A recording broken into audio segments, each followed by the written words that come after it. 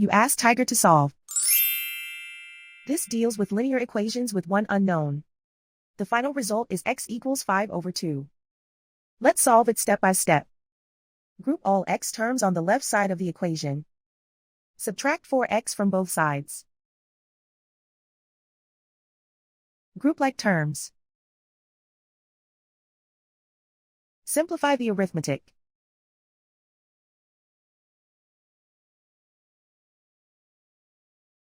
Group all constants on the right side of the equation. Subtract 5 from both sides.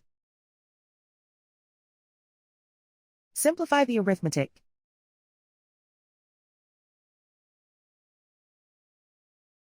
Isolate the x.